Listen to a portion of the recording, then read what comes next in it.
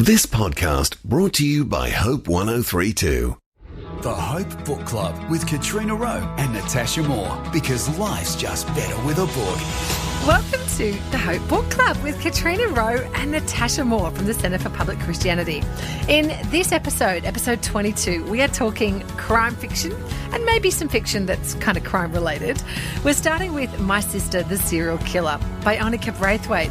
Nominated for the Booker Prize in 2019, it's a morbidly funny story about how blood is thicker than water and also harder to get out of the carpet.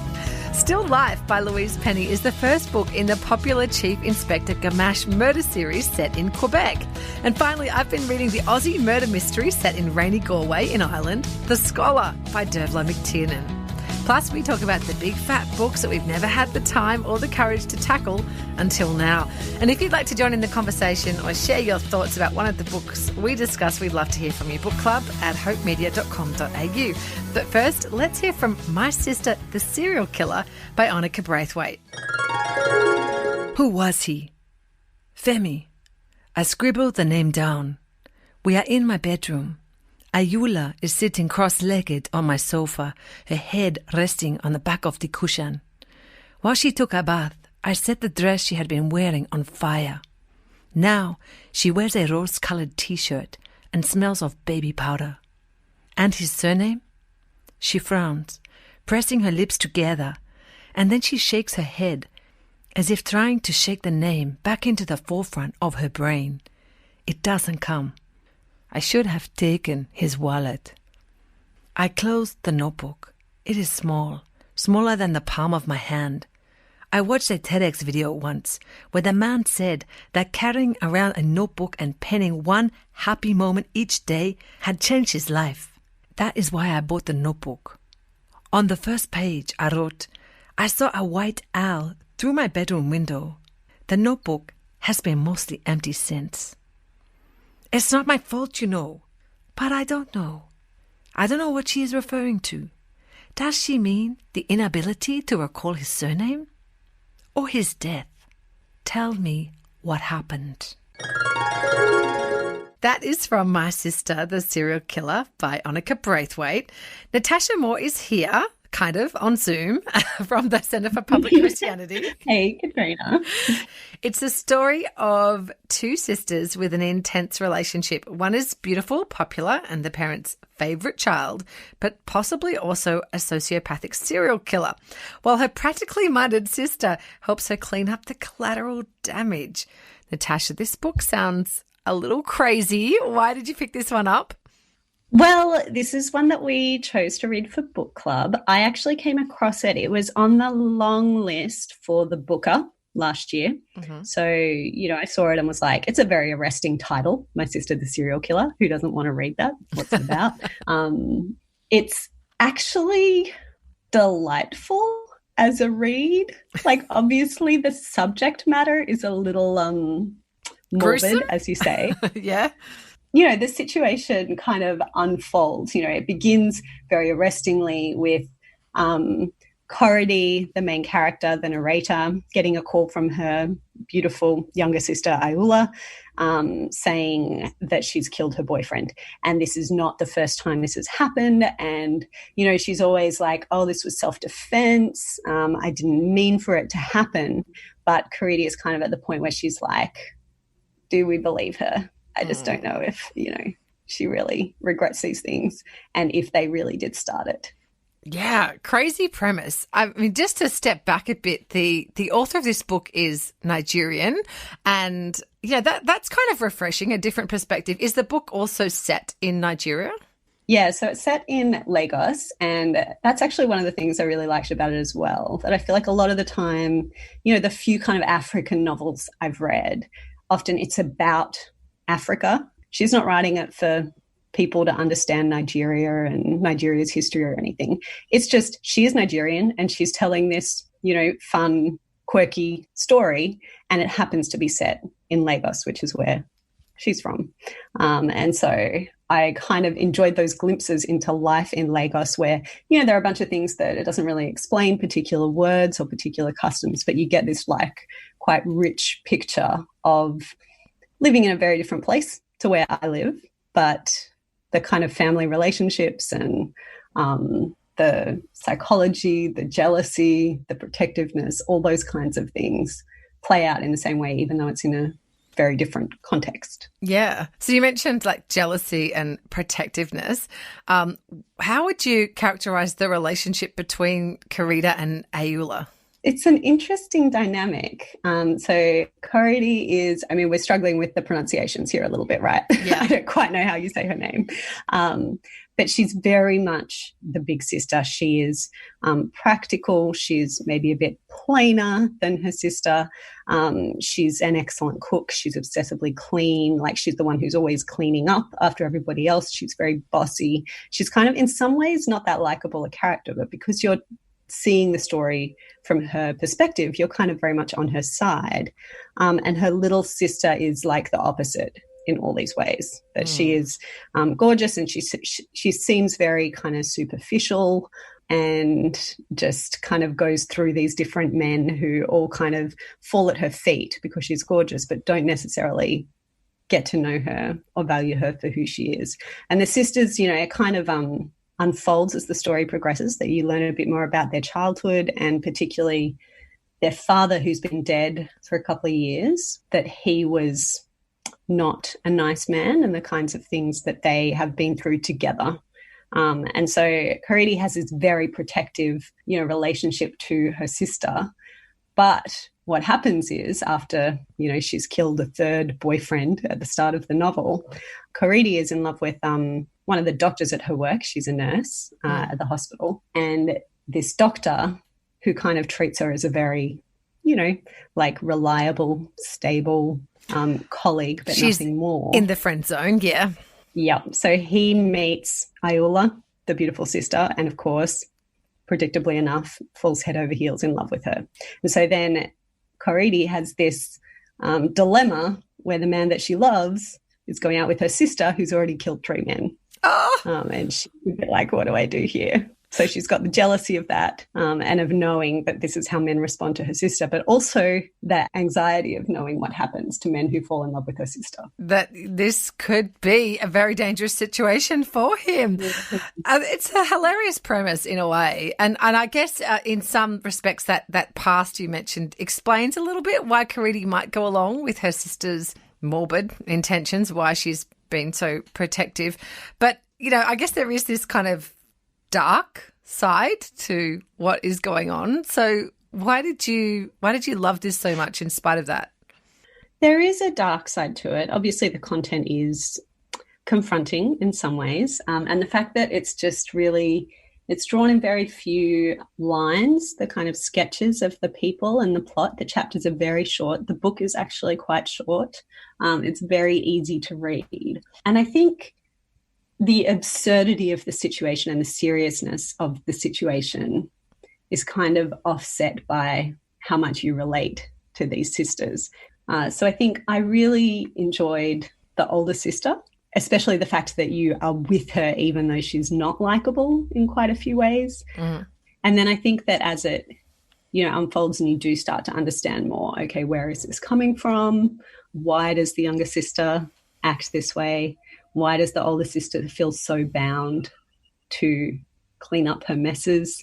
You do get a really kind of, I dislike the word relatable, but a really relatable picture of what it means to be family, and to be committed to each other no matter what, and what the consequences of that can be. So that's kind of a universal story, you know, even though the premise of this particular story is so specific and so unlikely in a way. Well, just finally, you know, do you think that given that they do actually physically clean up after a murder and that kind of thing, would the sort of the graphic details of that be too much for some people, or do you think it's like fairly safe territory?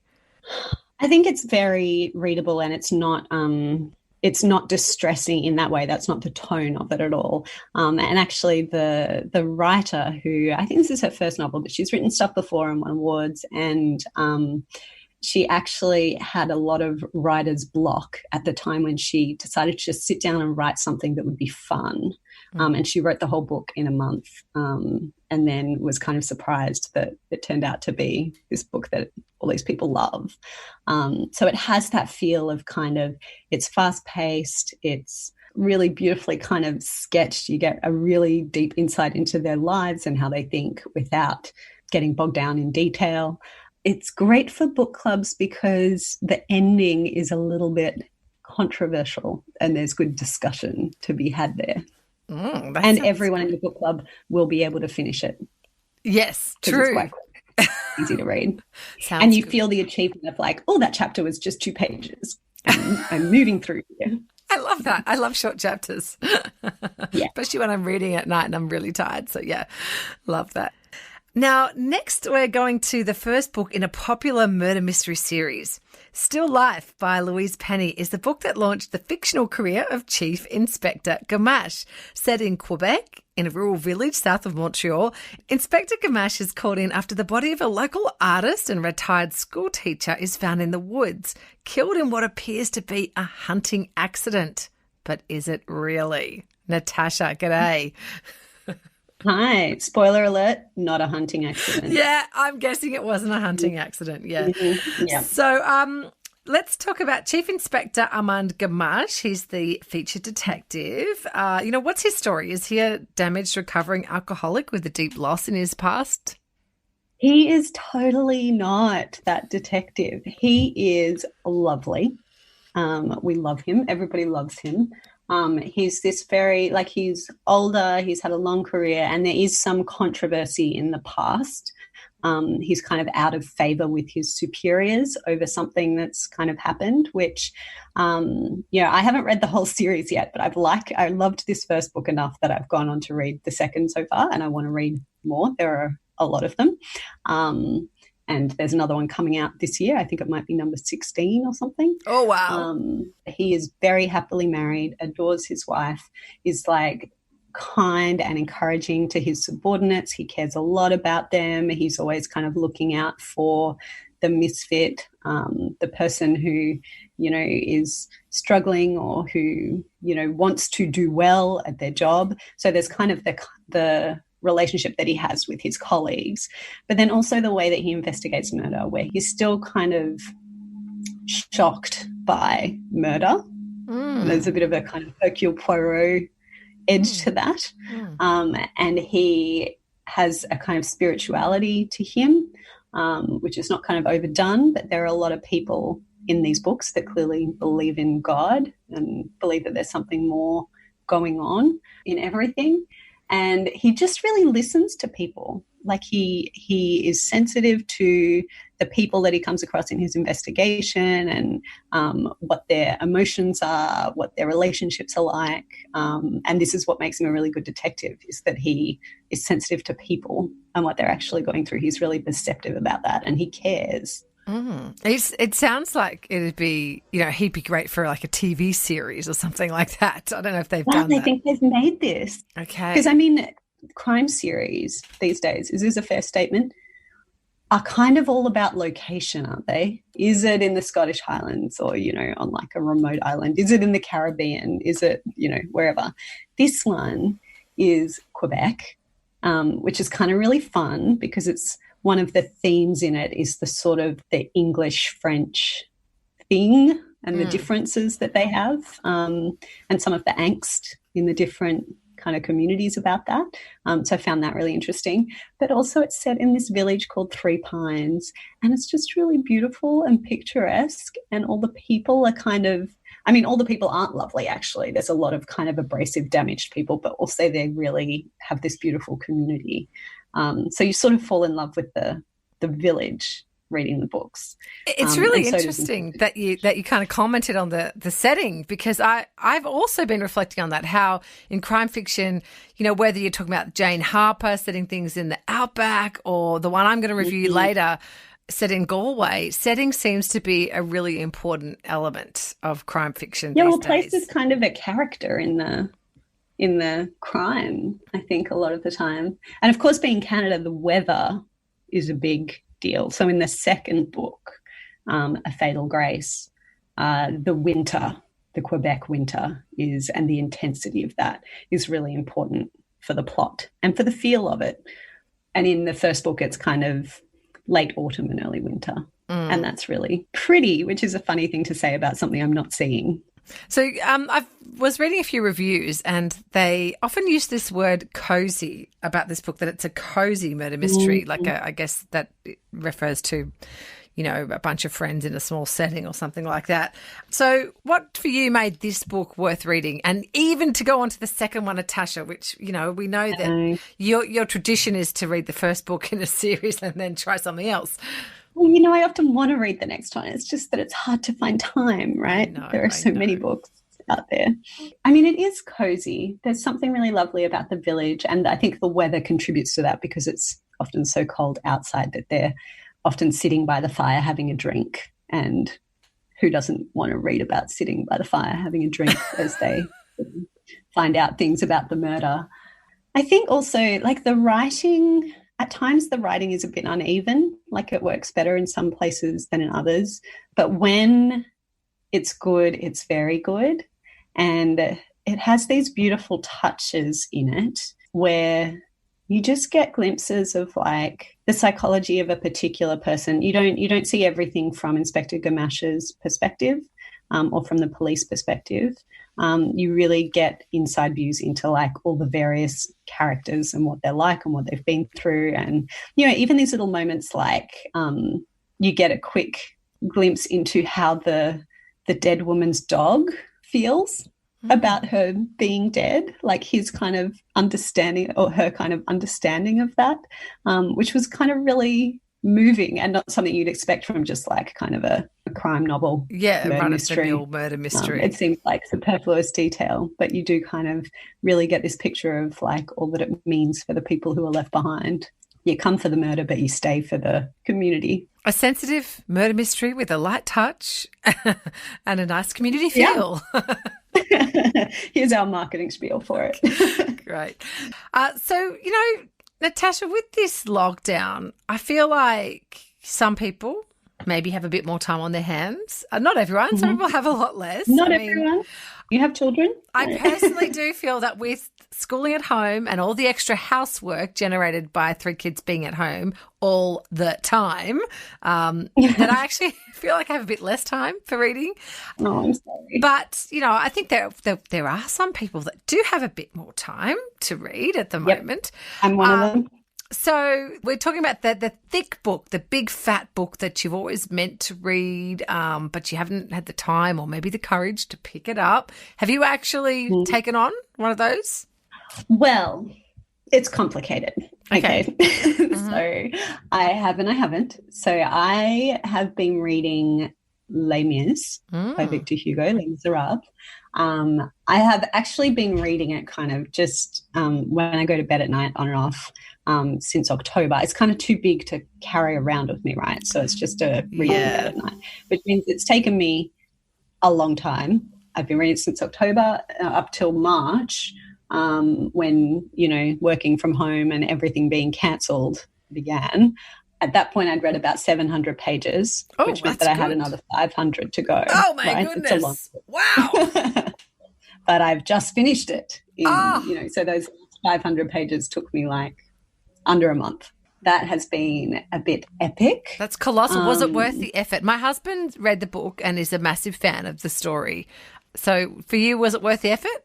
It definitely was. It's incredible. You have to have a different sense of time for it, I think, which is accurate in ISO, right? You do need a different sense of time so it fits, because it's just so luxurious in the way that he digresses all the time. So, you know, you're kind of, because there's like 1,200 pages, it's like he thinks nothing of kind of a 70-page digression about the Battle of Waterloo or about the sewers in Paris or about what Paris is like as a city or about revolution or whatever it is. Or, you know, this one minor character that you barely kind of know, but you get all these chapters on this one person. So it's a bit Dickensian, I think, in that way. I was wondering about that, But also a bit, my favorite book is Moby Dick, and it feels a little bit like that in terms of how philosophical it is. So I kind of read it with a pencil in hand and underlined things that I was like, I just can't go past this line or this paragraph without marking it in some way. And there was a lot of that throughout the book. So it is gorgeous. And if you're up for it, I would recommend it. Okay. If you have the luxury of I am time. considering Proust next. We'll see if that happens. Okay. Because when in my life am I going to read Proust? If not now, so Okay. I don't know. How about you? Go for it, Natasha. So my choices are not nearly as literary, although Les Mis has always kind of been out there somewhere in my mind, but I can't even think about tackling that at this point. So I am. Look, my daughter is at me to read the fifth Harry Potter. 800 pages is like months of my life. Is it 800? Oh, yeah. It's massive. 800? Yes, it is. Yes, That's why I haven't read it. There's not a lot of text on each of those pages. Oh, I don't know about that. Number 4 was a serious commitment. I read that traveling, and I haven't. Number 5 is a blockage for me. Basically, if I don't read that this year, I'm just going to audiobook it because I just, it's just holding me back from finishing the series. And it's really annoying my 13-year-old that I haven't read it. So, yeah. Look, I'm with your 13-year-old on this, Katrina. Like, I don't understand. It's Harry Potter. It's like you will devour it. It doesn't matter how long it is. Well, it does mean that I can't read anything else for that period of time. And I just don't know if I can Why would you want to be reading anything else? It's Harry Potter. Well, yeah. Now, the other one, which you're probably going to run away into the corner of the room and vomit when I mention it, is Outlander. So do you think I'm that much of a snob? I just thought it wouldn't be your cup of tea, Natasha. There's a lot of it. My sister's read them all, and I think my mum's read them all. So they've, told me a lot about them, which makes me feel like I don't need to read them. But I just feel as though there's book after book of hundreds and hundreds of pages. And I'm sorry, that, as opposed to Harry Potter 5, that is what right do you have to this much of my time? Really? Yeah. Let's be honest. I'm not going to read the whole series. I've liked the TV show. We got a little bit stuck when they went to France for too long, and that kind of got bogged down in boring stuff in France. Yeah. I don't want to read that bit, but the Scottish stuff I just love. So I figure, I'd like to read one of them at least. Go for it. Okay. So you can ask me about that in 6 months and see how it went. Will do. But what I actually have been reading, which was a much simpler and faster read, was The Scholar by Dervla McTiernan. So I think I talked to you before about The Ruin, which was the first book in this series. So it features Cormac Riley, so he's a Galway-based detective. There's actually a new one just come out called The Good Turn, which I'm going to get to hopefully soon. You're committed to your series. Well, I actually don't. I'm not a big series reader, but yeah. But this one is just fun and it's enjoyable and it's not too big a commitment. So it's working for me. So The Scholar features a young girl killed in a hit-and-run accident. Okay, but this college dropout turns out to be a chemistry genius. And when she was killed, she was carrying the student ID of Caroline Darcy, a gifted student and the heir to the Darcy pharmaceutical empire. So the mystery gets really messy when it turns out that Cormac Riley's partner, Emma, is not only a witness in the case, but the lab that she works at seems to be connected to whatever got this young girl killed. So that makes working on the case extremely tricky for Cormac Riley. So is the scholar the girl? There's two main girls. There's Caroline Darcy, who's the heiress, and then the girl who was killed is Della Lambert, and she's from a really poor, disadvantaged background, but she's brilliant. And, of course, things didn't end well for her, and the book is really – I feel like there's a bit of a social justice kind of theme running through it in the way that the rich and powerful can use people who are disadvantaged, Did you pick the killer? No, actually, I didn't pick the killer, I must be honest, no. I did pick sort of the major, plot element of the story. I picked that fairly early on. With all detective stories, you need a good detective. So for Cormac Riley, he's kind of solid, he's likable, he's strong, he cares. He takes a few shortcuts he probably shouldn't, sometimes gets himself into trouble. He's a little bit Inspector Rebus from Ian Rankin's series in that he has got the past and a few of those demons he's trying to overcome. But yeah, basically he's likable and he's on the side of the good guys. So yeah, you want him to win. So I liked it. Yeah. Galway, a character? Is it rainy a lot? Oh, it is. It's rainy. It's cold. The setting's very believable. Maybe in this one, the setting was a little bit less dominant in the story than it was in the first book, The Ruin. There was kind of less descriptions of the cold and the streets and that kind of thing. But what she does really well is the kind of social setting, the sense of what life is like for them and the socioeconomic differences between different families and how they live and their struggles. You get a real sense of that, what Ireland is like for different people and how they experience the same place in very different ways. Cool. So you recommend? I do. Yeah, I do. I'm not recommending this is the most amazing book you'll ever read, but if you just want a really good, solid murder mystery, it's worth a look. So yeah, that's it for episode 22 of the Hope Book Club. In this crime episode, we have reviewed My Sister, the Serial Killer by Oyinkan Braithwaite, Still Life by Louise Penny, the first book in the popular Chief Inspector Gamache murder mystery series, and The Scholar by Dervla McTiernan.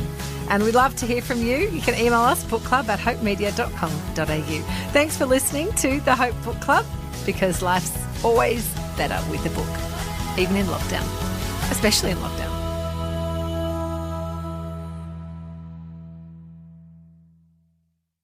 Thanks for listening. Start your day with life words. Subscribe to Hope 1032's free daily email devotional at hope1032.com.au.